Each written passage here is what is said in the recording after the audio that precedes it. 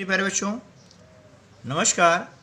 आशा है कि आप सभी स्वस्थ और प्रसन्न होंगे और घर पर रहकर पढ़ाई का आनंद ले रहे होंगे। तो चलिए आज हम कर लेते हैं कक्षा 6 से 8 की हिंदी विषय की वर्कबुक। तो तैयार हो जाइए और खोलिए अपनी वर्कबुक पेज नंबर 185। ठीक है ना। अब सबसे पहले हम दाहिनी तरफ आज की जो दिनांक हैं वह यहाँ पर लिख देते हैं। ठीक है। आज के दिन हमें पेज नंबर 185 से 193 तक करना है। काफ़ी पेज करना है, इसलिए हम थोड़ा जल्दी करने की कोशिश करते हैं, क्योंकि इसमें विराम चिन्ह का महत्वपूर्ण जो पार्ट आने वाला है। तो यहाँ पर एक गतिविधि है, उसका नाम है वह क्या बात है ना। इसके अंदर बादशाह अकबर और बीरबल की एक छोटी सी कहानी दी गई है।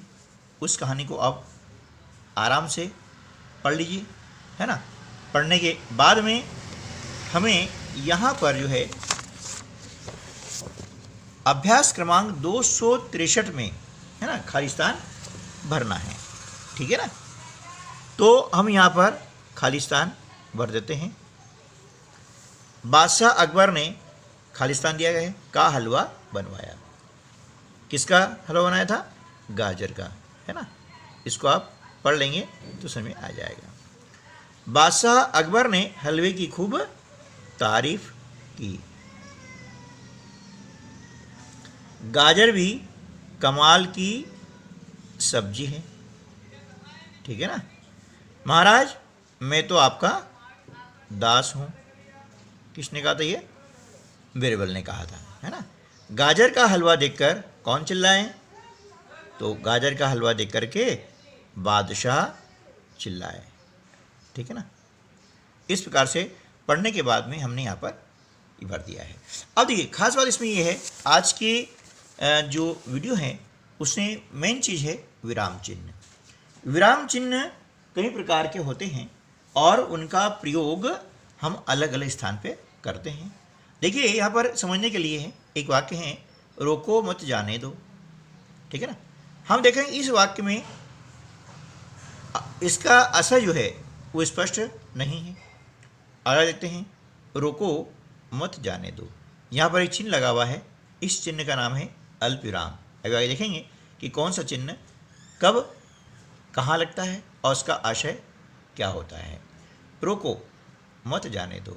अब इस वाक्य में स्पष्ट है ना, रुकने का संकेत दिया गया है कि आपको रोकना चाहा गया है ना। रोको मत जाने दो। ठीक है ना।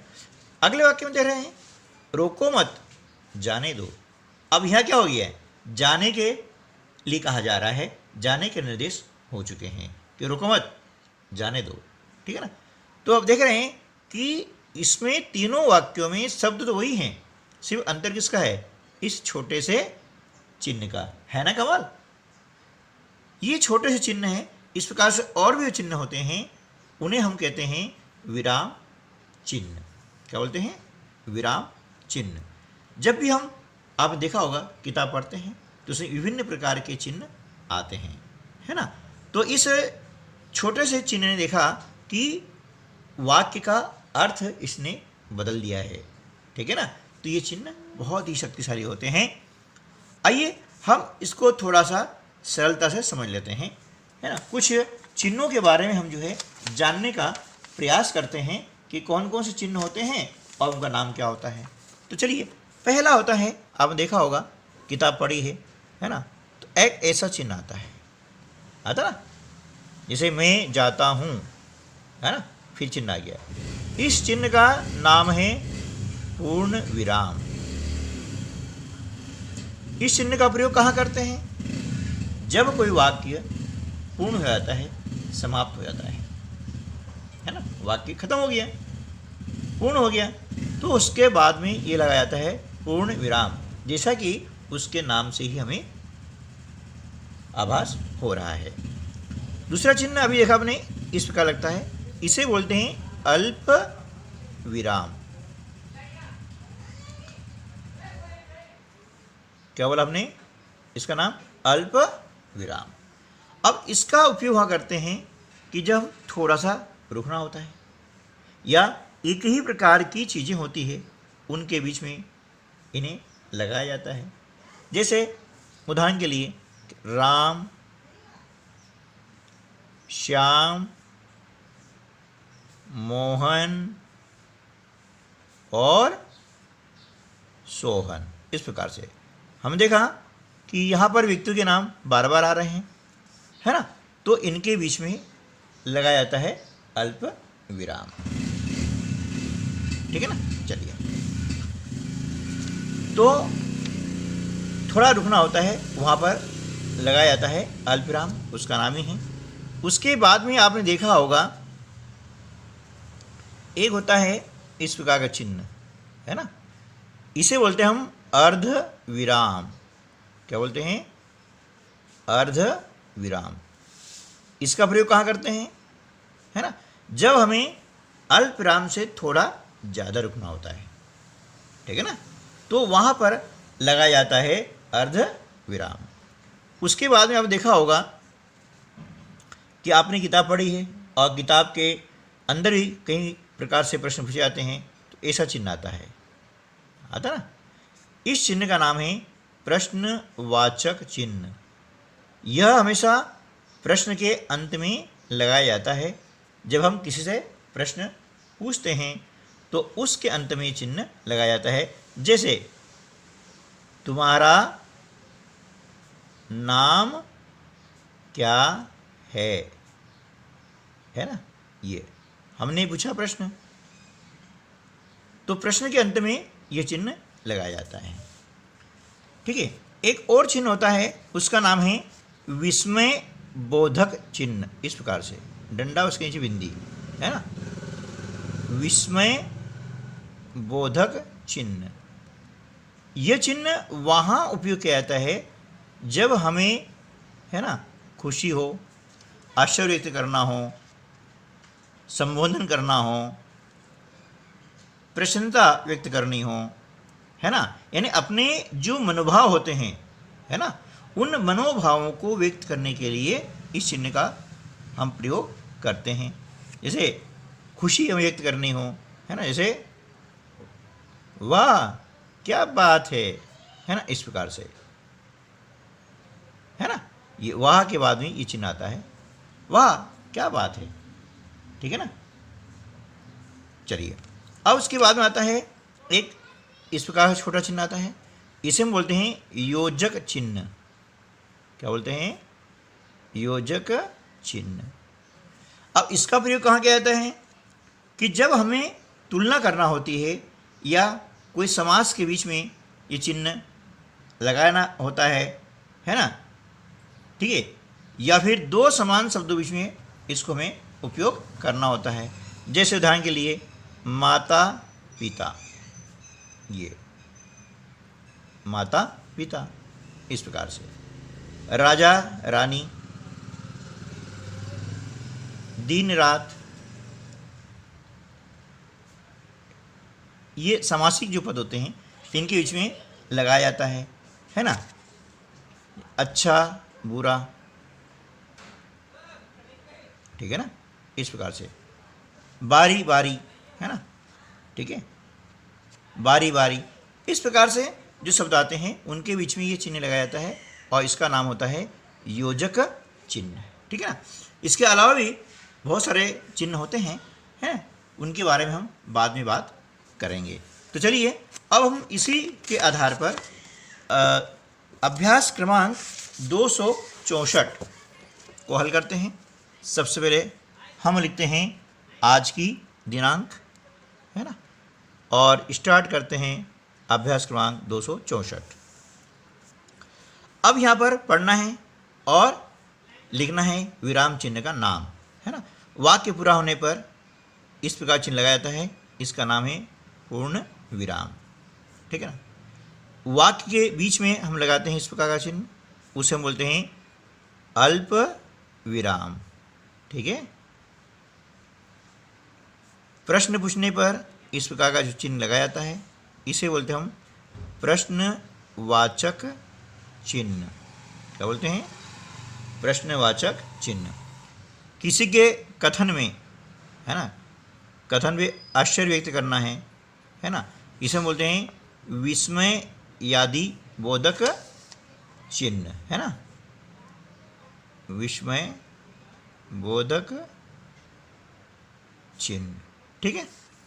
दो शब्दों को जोड़ने के लिए इस प्रकार का चिन्ह लगाया जाता है, इसे बोलते हैं योजक चिन्ह। क्या बोलते हैं? योजक चिन्ह, या सामासिक चिन्ह भी इसका नाम कई किताबों में आता है। ठीक है। चलिए, अब उचित विराम चिन्ह लगा करके वाक्य को पूरा करना है। ठीक है। क्या आपको जाना नहीं है? क्या आया है? क्या समझ में प्रश्न पूछा है? तो इसके अंत में आ जाएगा प्रश्नवाचक चिन्ह, यानी आपको यहाँ पर लिखना है पूरा, है ना। मैं लिख नहीं रहा हूँ, सिर्फ चिन्ह बता रहा हूँ, ताकि आगे हमारा जो अभ्यास है वो आज ही कंप्लीट हो जाए, है ना, नहीं तो वीडियो काफ़ी लंबा हो जाएगा। तो आपको यहाँ लिखना है, क्या आपको जाना नहीं है? घोड़ा तेज दौड़ता है, पूर्णिराम। लता अरिता ममता तीनों बहनें हैं, पूर्णिराम। हाय, ये विस्मयबोधक, मेरा सारा सामान गायब हो गया, पूर्णिराम। अरे, ये यहाँ पर भी आएगा विस्मय बोधक चिन्ह, इतना बड़ा कद्दू, है ना, ये। ठीक है। चलिए, अब आगे हम चलते हैं अभ्यास क्रमांक 265 पर, है ना। अब देखिए, अब यहाँ पर हमें दिए गए शब्दों में योजक चिन्ह का प्रयोग करते हुए दो बार लिखना है। आपको बताया मैंने कि दो शब्दों जोड़ने के लिए, है ना, शब्दों के बीच में योजक चिन्ह का प्रयोग किया जाता है। जहाँ शब्दों में का, की, के का लोप होता है, वहाँ पर इसका प्रयोग किया जाता है, इसे बार बार। अब इसको दो बार लिखना है, रुकते रुकते, इस प्रकार से, रुकते रुकते। पत्ती पत्ती, है ना, पत्ती पत्ती। गरम गरम, है ना, इसे गरम गरम जलेबी, गरम गरम पोहे, इस प्रकार से। जल्दी जल्दी, है ना, हो गया कि भैया जल्दी आ जाओ, फटाफट आ जाओ, ऐसे, है ना। तो ये बार बार जब हम दो बार लिखते हैं तो उनके बीच में भी हम योजक चिन्ह का प्रयोग करते हैं, है ना। जैसे हरे भरे हैं, हंसी खुशी है, शब्दों की जोड़ी के रूप में भी इसका उपयोग किया जाता है। चलिए, अब करते हैं हम अभ्यास क्रमांक 266। सबसे पहले दिनांक लिखते हैं, है ना, आगे करते हैं। दोनों गोले से एक एक शब्द चुन करके आपको लिखना है। जैसे यहाँ लिखा माता पिता, अब भाई बहन, ठीक है ना, फिर गुरु शिष्य, ये दो शब्दों के जोड़े होते हैं, है ना। सुबह शाम, सुबह शाम। रात दिन, है ना। धन हो जाएगा यहाँ पर दौलत, ठीक है ना। इस प्रकार आपको लिखना है। अब अभ्यास क्रमांक 267। नीचे दिए गए वाक्यांशों से और शब्द हटाकर फिर से लिखो।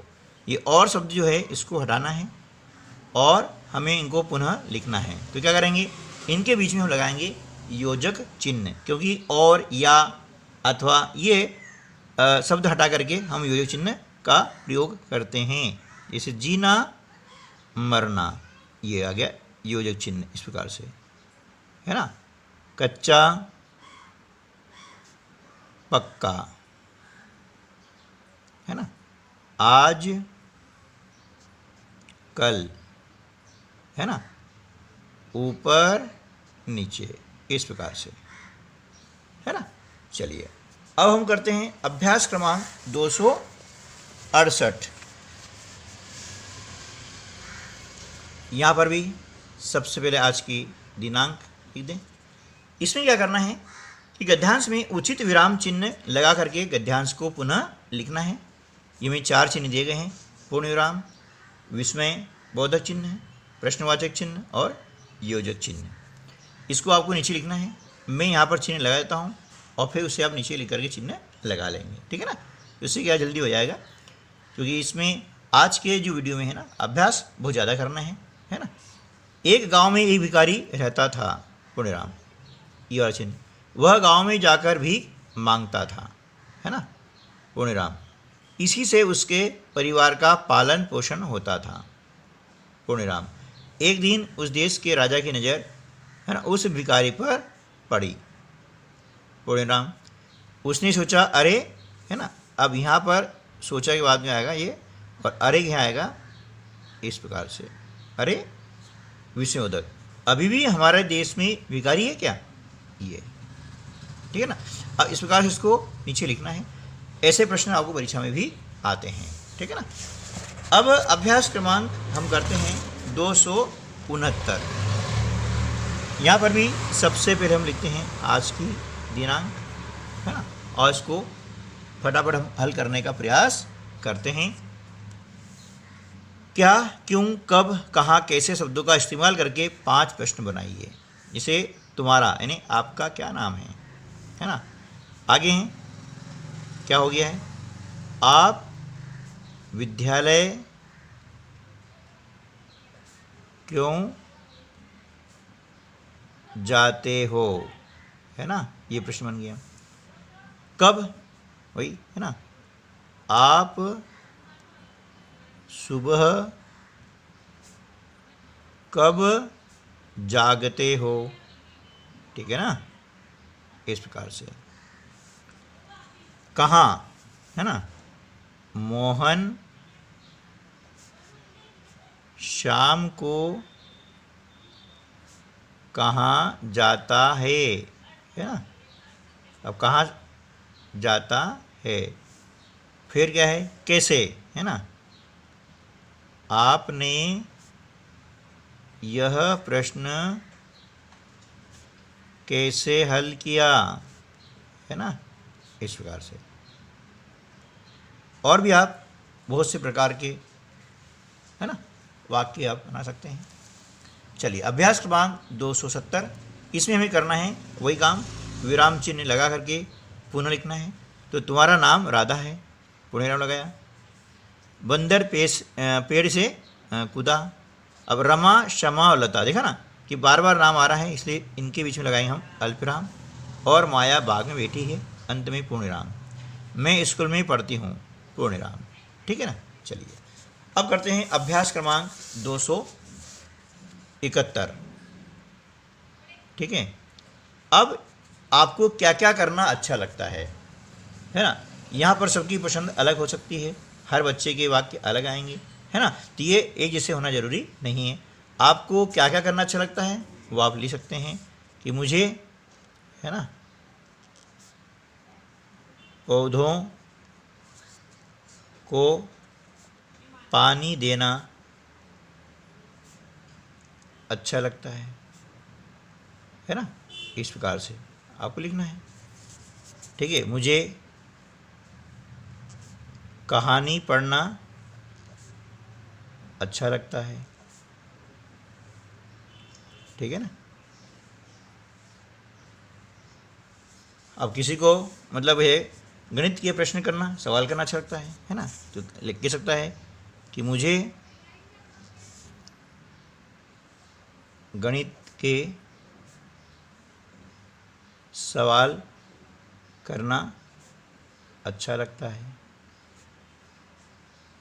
ना। अब कोई कह सकता है कि मुझे साइकिल चलाना अच्छा लगता है ना, साइकिल चलाना अच्छा लगता है। सबकी पसंद अलग अलग हो सकती है और बहुत सारी पसंद होती है, आप यहाँ पर लिख सकते हैं। आपने कौन कौन रंग के फूल देखे हैं, जो भी रंग के आपने फूल देखे हैं वह यहाँ सब लिख सकते हैं। जैसे मैंने देखा है सफ़ेद रंग के देखे हैं, पीले रंग के फूल देखे हैं, लाल देखे हैं, गुलाबी देखे हैं, है ना, और बैंगनी कलर के फूल भी मैंने देखे हैं, ठीक है। इस प्रकार से आप भी लिख सकते हैं। सोच कर लिखें कि यदि आप फूल होते तो क्या क्या करते, है ना। आप जो भी करते हैं ना, यदि फूल होते तो है ना, सुगंध में फैलाता, है ना, चारों तरफ जो है सुगंध फैलाता। ठीक है, ये सुगंध ऐसा भी लिख सकते हैं ये, ठीक है ना, इस प्रकार से। अगला है अभ्यास 272। निम्नलिखित वाक्यों में विराम चिन्ह लगा करके पुनः लिखना है। वही, तुम्हारा नाम राधा है, पुण्यराम, यहाँ लिख देंगे। बंदर पेड़ से कूदा, रमा, शमा और लता और माया बाग में बैठी है। ठीक है, ये वीडियो काफ़ी लंबा हो गया है, इसलिए थोड़ा सा हमने शार्ट करने की कोशिश की है। तो मिलते हैं अगली वीडियो में, तब तक के लिए नमस्कार, जय हिंद।